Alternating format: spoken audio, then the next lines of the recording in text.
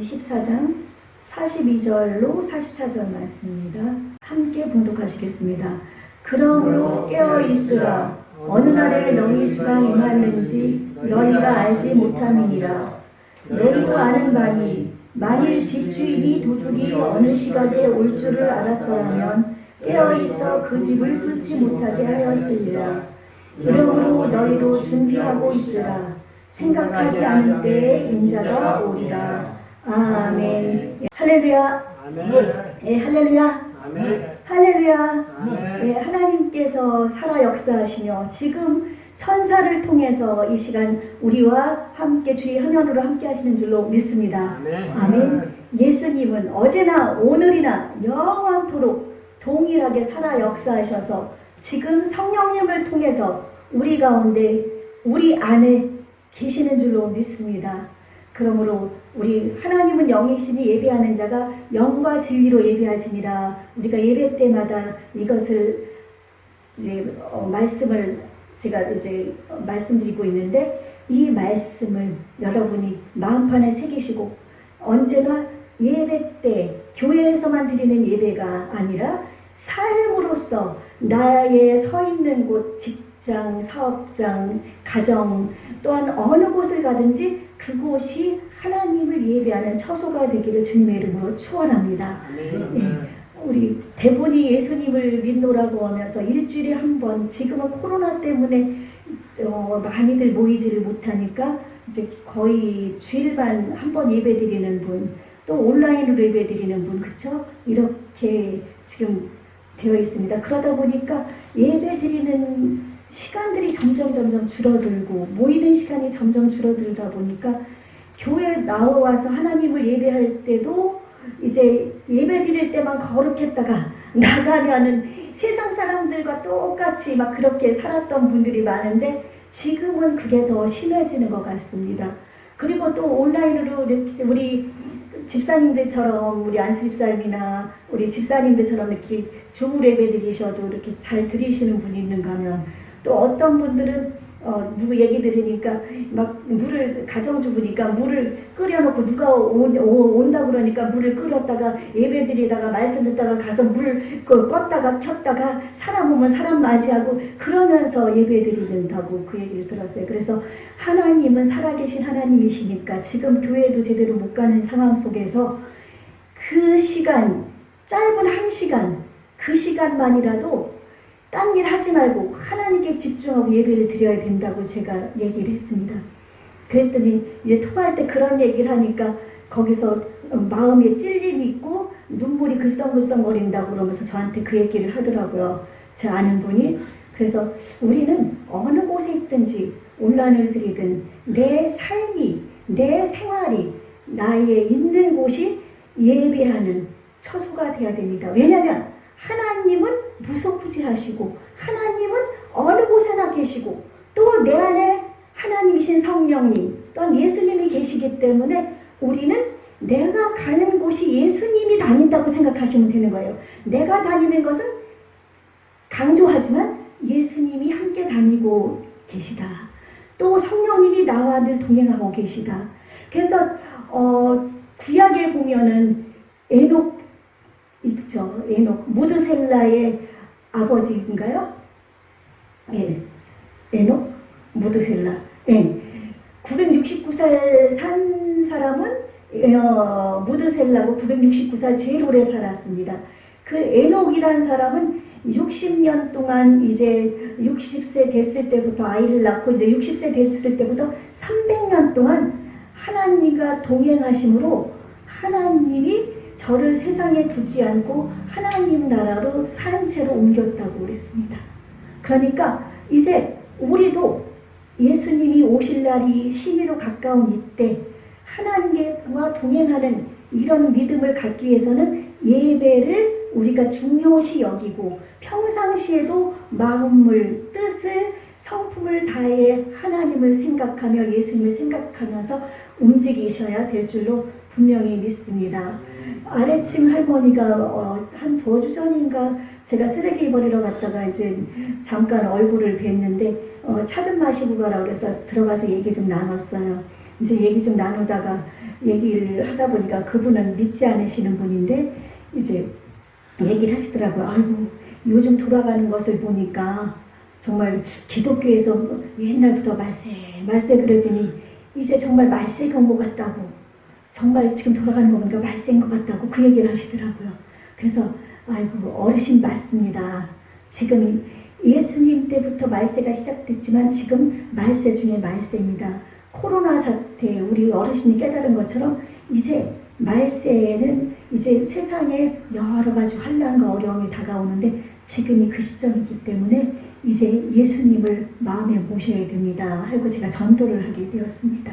이 세상 사람들도, 하나님을 알지 못하는 사람들도 이제 우리 교회에서 예수 그리스도를 믿는 사람들이 말하는 성경에서 기록한 말세라는 것을 깨닫고 있습니다.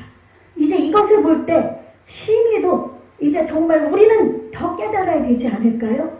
오늘은 제목이 깨어 있으라라는 제목으로 이제 함께 은혜를 나누는 건데요.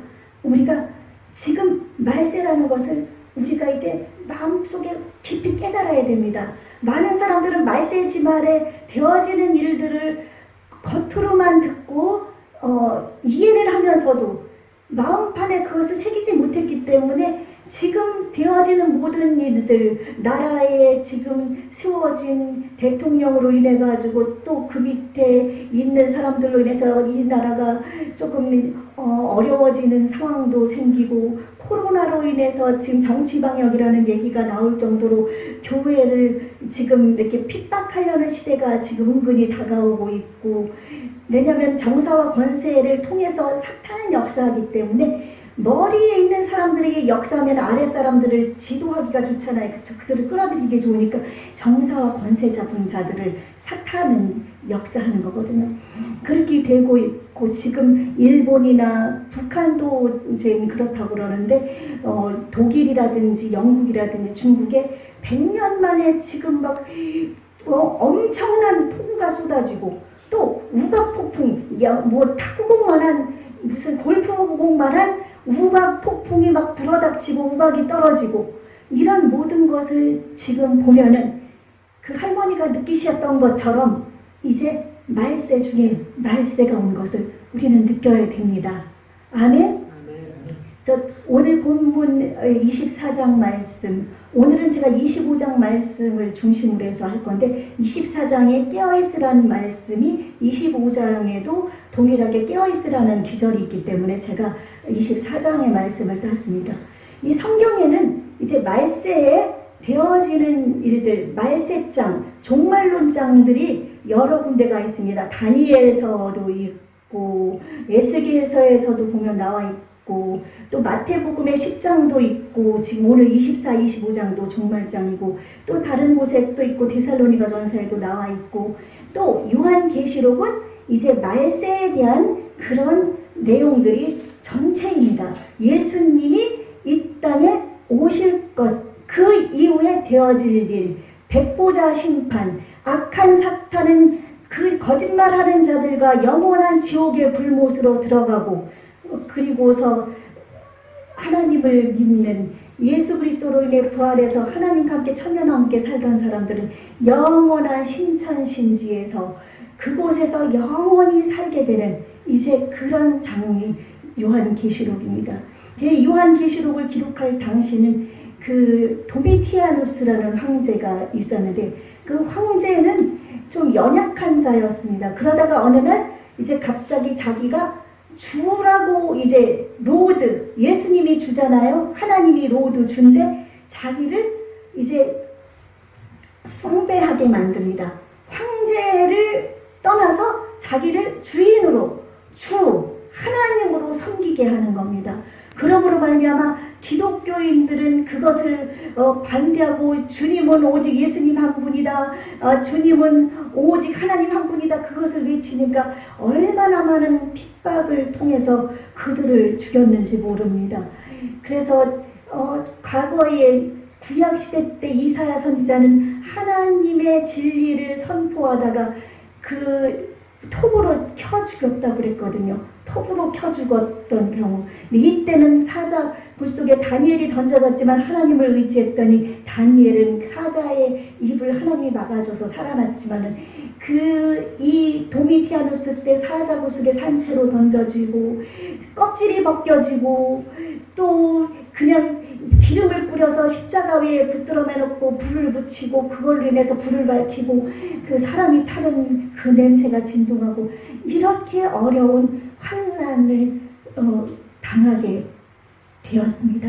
그럴 때 그들이 예수님을 배반하고 배도하고 자기 부모를 자녀들을 고발하고 그러면서 그 환난에서 벗어나려고 했던 그 많은 사람들도 있었고 그랬을 때 하나님께서는 이 환난을 이길 수 있는 믿음을 갖게 하기 위해서 요한계시록을 쓰게 하셔서 그 요한계시록을 통해서 이제 주님은 오로지 예수님 한 분이신 것을 알려주시고 만왕의 왕이신 만주의 주이신 예수 그리스도가 이 땅에 다시 오게 되면 이 모든 악한 악인들을 심판하실 것이라는 것을 보여줌으로 말미암아 이들이 그것으로 마음에 용기를 얻고 힘을 얻고 그 어려운 그 고난을 극복하면서 그 카타콤이란 미로로 돼 있어가지고 사람들이 한번 들어가면 길을 잘 몰라서 아는 사람 말고는 못 나오는 그런 카타콤에 숨어 들어가서 하나님을 예배하고 찬양하고 그렇게 하면서 지냈었습니다. 그러다가 313년에 밀라노 칙령이란 그 칙령이 콘티누스 황제를 통해서 이제 발효됨으로 기독교의 자유가 이제 선포되는 겁니다. 근데 이제 지금 그 환난의 시대가 이제 앞으로 우리에게 다가오게 됩니다.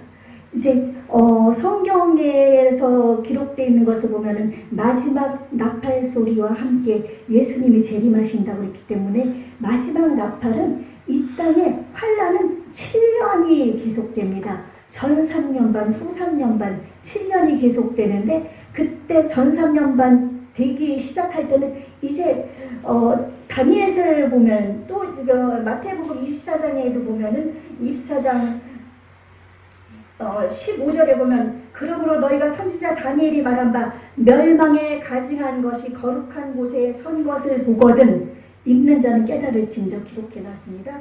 그때 유대 있는 자들은 산으로 도망할지어다. 이제 예수님이 재림하시기 7년 전 이제 이 땅에 이제 지금은 이제 모든 성경은 유태인을 중심으로 기록이 되어 있습니다. 그래서 우리가 유태인을 배제하는 그런 사상이 무슨 사상이죠? 예, 갑자기 잊어버렸습니다. 그래서 대체신학이라는 게 있는데 이스라엘 백성들 유태인들이 예수님을 팔아서 예수님을 십자가에 못 박아 죽게 만들었기 때문에 이스라엘은 끝났고 그리고서 이제 그 이스라엘이 끝난 것을 제2의 영적인 이스라엘은 우리 대한민국에 이제 하나님이 이스라엘로 우리를 택했다. 그래서 이스라엘은 이제 없어져야 될 민족이다. 그렇게 하는 게 대체신학입니다. 그러나 이스라엘을 통해서 하나님이 이방인 우리를 구속하여서 우리를 천국 백성으로 삼아주신 그 놀라운 구원의 계획 속에 이스라엘이 들어있기 때문에 이스라엘에 대한 예언과 우리 이방인의 예언이 다 연결되어 있습니다. 그래서 하나님은 약속하신 대로 구약 때 그렇게 하나님을 배신하고 하나님을 원망하고 우상을 숭배했던 그들을 하나님은 멸망시키지 않았습니다. 그러나 이제 그들이 예수님을 잡아 죽이면서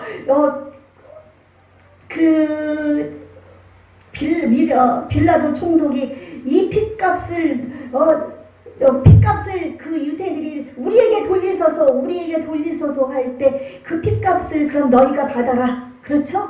그렇게 했을 때 그 핏값이 유대인에게 돌아간 것입니다. 그래서 그들은 디아스포라 온 세상에 예수님이 예언을 하셨는데 AD 70년에 디도 장군을 통해서 이제 예루살렘 성전은 완전히 부서져 버리고 그곳에서 많은 유태인들이 순교하고 또한 온 세계로 흩어져 버려서 디아스포라로 그들은 존재조차도 없이 나라조차도 없이 사라졌습니다. 그래서 우리는 모두가 그들이 다 멸망한 걸로 알았습니다. 그리고 유태인들은 중간중간 흑사병. 네, 흑사병을 흑사병은 저를 이제 그것을 유태인들에게 그것을 뒤집어 씌우기도 하고, 그리고 히틀러 총독을 통해 가지고 엄청난 많은 사람들을 죽였습니다. 600만을 죽였습니다. 그래서 이스라엘은 정말 존재조차도 없어질 것으로 이제 그 이스라엘은 끝났다고 생각했는데 1948년도 이스라엘이 드디어 나라가 생겼습니다. 하나님은 약속하신 대로 오늘 말씀에 보면은 무화과나무의 비유가 나옵니다. 앞에 24장 32절에 보면 무화과 나무의 비유를 배우라. 그 가지가 연하여지고 잎사귀를 내면 여름이 가까운 줄을 아나니 이와 같이 너희도 이 모든 일을 보거든 인자가 가까이 곧 문 앞에 이른 줄을 알라.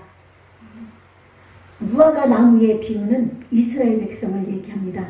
이스라엘 백성이 이제 말라서 예수님이 무화과 나무를 저주해서 무화과 나무가 이제 말라버렸거든요. 근데 그 무화과 나무가 다시 연해지고 잎사귀가 피면은 이제 인자, 예수님이 이 땅에 오실 날이 가까움을 너희들이 알아라고 예수님이 말씀하셨는데 1948년도 이스라엘이 나라가 생김으로 인해서 무화과 나무의 이파리가 핀 것처럼 이스라엘이 다시 생기게 되었습니다.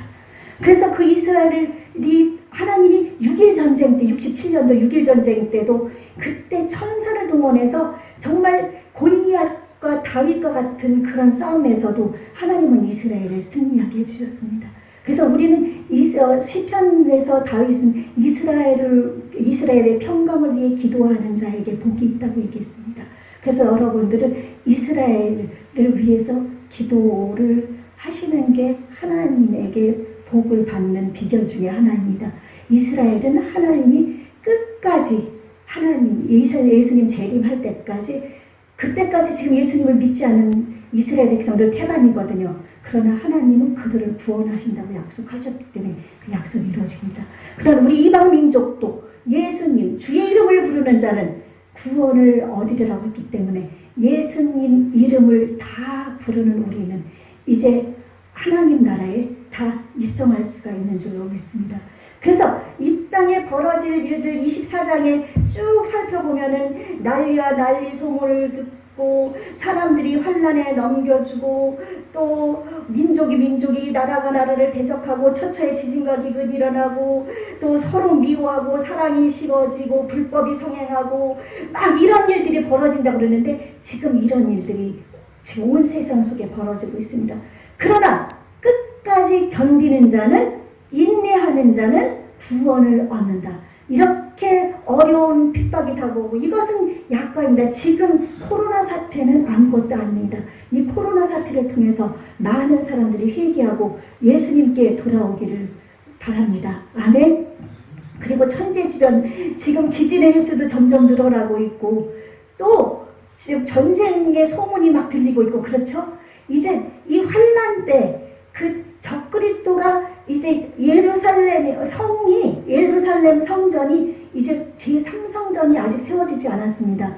제1성전은 솔로몬이 지었습니다. 제2성전은 스룹바벨이 지었습니다. 그리고 헤롯 왕이 자기를 유태인들에게 이스라엘 백성들에게 아주 자기를 알리려고 그 사람들에게 신임을 받으려고 증축을 했습니다. 그리고 디도 장군이 70년에 완전히 해파시켰습니다. 이제 3성전이 남았는데 지금 먼저도 말씀드렸지만 성전을 지을 모든 재료들이 다 준비되어 있고 그들은 예수님을 믿지 않기 때문에 피해 제사들이기 때문에 붉은 암송아지를 지금 준비해 놓고 제사장도 지금 대기시켜 놓고 있다고 합니다. 지금 그런 상태에서 이스라엘의 이제 성전이 건축되는 것을 우리는 여러 사람들이 이렇게 저렇게 말씀을 해석하면서 얘기하는 거기 때문에 일단 우리가 그것이 사실인지 아닌지 모르지만 성경에 멸망에 가증한 것이 거룩한 곳에 선 것을 보라고 보면은이라고 하나님이 말씀을 해주셨기 때문에 멸망에 가증한 것은 적그리스도입니다. 또 거룩한 곳은 하나님의 성전입니다. 하나님의 성전에서 이제 3년 반 동안 그곳에 앉아가지고 평화 지금도 거짓 평화인 거 아시죠? 평화 외치고 있지만 이 평화를 이렇게 외치던 사람이 세계는 지금 단일주의 하나로 지금 다 통합되고 있습니다. 세계 단일주의로 지금 통합되고 있거든요. 일루미나티라든지 뭐 이런 걸 통해서 세계 단일주의 그것이 이 적그리스도의 통치가 완성되기 위해서 지금 다 하나로 집합하는 겁니다. 지금 그래서 이렇게 되는 상태에서 이제 3년 반 동안에 아주 평화로웁니다. 환란도 있고 핍박은 있습니다. 환란도 있고 핍박은 있지만은 이제 그때는 3년 반이 딱 끝나는 시점에 적그리스도가 내가 하나님이다 그러면서 선포합니다. 그러면서 예수 그리스도를 믿는 사람들을 다 죽이게 되고 그때 666표라는 것이 그때 지금은 뭐 백신이나 뭐 이런 거 아무것도 아닙니다. 제가 잠깐 얘기하면은 제가 새벽에 기도를 했습니다. 저도 이제 백신 2번째를 맞아야 되거든요. 근데 많은 사람들을 그 거짓 선지자들 또 이렇게 이상하게 떠드는 사람들이 백신에 대해서 막 엄청나게 많은 얘기를 합니다. 이것도 일루미나티의 조작 가운데 하나 들어가는 건 있지만은 아직 그 백신이 666표는 진 뭐 이런 거 나온 거 얘기지만 그것은 아니에요. 적그리스도가 아직 안 나타났기 때문에. 그래서 근데 저는 너무나 아파가지고 맞기가 싫었어요. 맞기가 싫었고 또 요즘 이런저런 얘기가 나오는데 그래서 새벽에 기도하면서 하나님 아버지 이 백신을 제가 이렇게 아픈데 맞아야 될까요? 또 얘기 들으니까 이것이 뭐 또 안 좋다는 얘기도 있고 지금 죽은 사람이 730명이 넘었어요. 백신 맞아가지고 또 혹시 죽을 수도 있는데 하나님 그러면은 저는 복음을 전하다 죽을지 백신 맞고 죽고 싶지는 않습니다. 하나님 어떻게 할까요? 기도하는데 마음속에 하나님이 탁 깨달음을 주시는 거예요. 생명의 근원은 하나님이다. 아멘? 사람이 죽고 사는 것은 하나님께 달린 것이지 누가 악한 사탄이 그 생명을 걷어갈 수 없습니다. 하나님께서 이 생명을 우리에게 주셨기 때문에 그 생명을 취하는 것도 하나님이시거든요. 그래서 만약 이 세상에 핍박이 와서 내가 죽게 된다고 할지라도 그것은 하나님의 뜻이지 그들이 내 생명을 걷어가는 거 아닙니다. 아멘? 그러니까 이 백신을 맞아서 만약에 죽으면은 하나님이 내 생명을 그거까지밖에는 안 주셨구나. 만약에 내가 좀 힘들어서 이제 버텨나가면 하나님께서 나에게 복음을 전하게 하시기 위해서 하나님의 뜻을 이루게 하기 위해서 나를 이렇게 살려주셨구나. 그렇게 하면서 나가면 된다는 그 믿음을 하나님이 확 부어주셔서 저도 목요일날 맞거든요. 목요일날 맞기로 했습니다. 생명은 절대 어떤 것도 건들 수가 없는 겁니다. 복음을 전하려면 나가서 당신 백신 맞았어 그랬을 때 어물어물하면은 그 사람들이 뭐라고 생각하겠습니까? 그렇죠?